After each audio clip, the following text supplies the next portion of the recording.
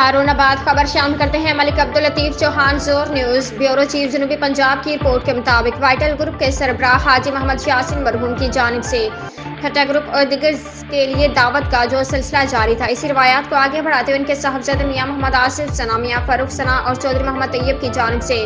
مقامی marriage hall میں پرتکلف دعوت کا اہتمام کیا گیا۔ میاں آصف ثنا، فاروق ثنا اور چودھری طیب نے سب کے ساتھ بیٹھ کر کھانا کھایا۔ دعوت میں دیگر کے ساتھ ساتھ ہدایت علی، زاہد حسین انجم، عرفان کھوکھر، ندیم ظفر، راؤل ذوالفقار اور حاجی محمد یاسین کے دیرینہ ساتھی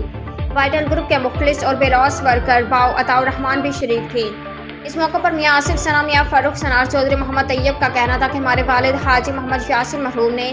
ہمیشہ محبتیں تقسیم کی، مخصوص ٹائم میں لوگوں کے ساتھ گھل مل کر بیٹھنا ان کا وتیرہ تھا۔ ان جیسا کردار تو ہم ادا نہیں کر سکتے مگر ان کے سلسلوں کو جاری رکھنے کی کوشش ضرور کر رہے ہیں۔ انہوں نے کہا کہ یہ دعوت قطعی سیاسی نہیں ہے، یہ آپ کے اور ہمارے والد محترم مرحوم کے درمیان قائم محبتوں کے رشتوں کو تقویت دینے کی ایک کڑی ہے۔